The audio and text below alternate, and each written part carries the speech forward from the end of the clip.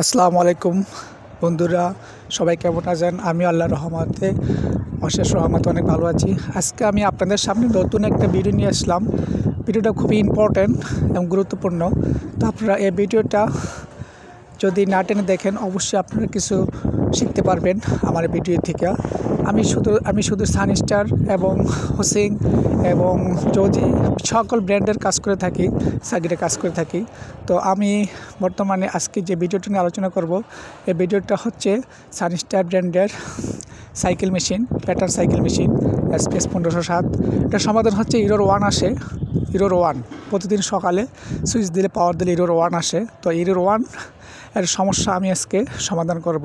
কীভাবে সমাধান করতে হয় এই স্টেপ বাই স্টেপ আমি আপনাদেরকে দেখাবো, এবং কি মনোযোগ সহকারে আমার ভিডিওটা দেখেন না টেনে, তাহলে অবশ্যই আপনারা কিছু বুঝতে পারবেন।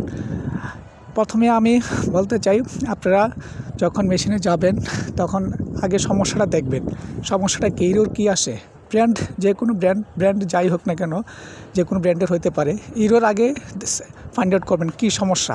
সমস্যা আগে দেখার কারণে ডিসপ্লেতে সমস্যা লেখা থাকে, অনেকটি মেশিনের আবার লেখা থাকে না। তো এরকম সমস্যা আগে ফাইন্ড আউট করে তারপর সমস্যা অনুযায়ী কাজ করবেন। যেমন ধরেন এই মেশিনটার আমার সমস্যা হচ্ছে ইরোর 1 আসে। তো ইরোর 1 কী কারণ হতে পারে এটা আগে দেখবেন। কয়েকটা কারণ হতে পারে।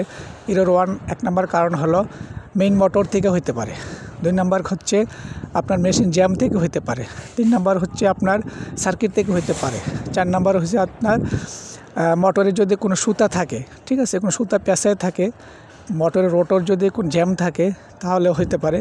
এবং আরও কিছু কারণ আছে, সেটা হচ্ছে আপনার যদি সার্কিটের ভিতরে অ্যানকোরারের যে জ্যাক আছে, অ্যানকোরার কানেক্টরের যে জ্যাক আছে, পিন আছে, ওই পিনগুলো যদি আপনার বাঁকা থাকে, ঠিক আছে, বা না ঢুকতে পারে, তখন কিন্তু আপনার ইরোর 1 আসতে পারে।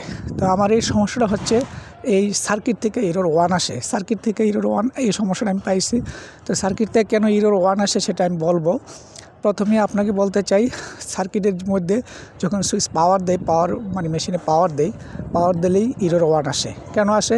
আপনার সিপিইউ থেকে বা পাওয়ার বোর্ড থেকে আপনার কোনো ভোল্টেজ মেইন মোটরে যায় না, ঠিক আছে, মেইন মোটর সার্কিট বোর্ডে যায় না, এই কারণে ইরোর 1 আসে। আর মেইন মোটর থেকে আপনার মোটর ড্রাইভিং কন্ট্রোল করতে পারে না, ঠিক আছে। মেইন মোটর যে আছে, SPM আছে, IPM আছে, ওই ভোল্টেজ মোটরে এনকোডার দিতে পারে না, সেই জন্য আর কি ইরোর 1 আসে।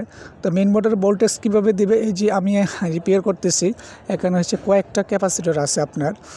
25 volt 1000 microfarad, 50 volt 100 microfarad, 25 volt 2.2 microfarad, তারপর হচ্ছে আপনার 25 ভোল্ট 2200 মাইক্রোফ্যারাড। এই কয়েকটা ক্যাপাসিটর যদি আপনি চেঞ্জ করে দেন তাহলে কিন্তু আপনার সমস্যার সমাধান হয়ে যাবে আশা করি। আপনি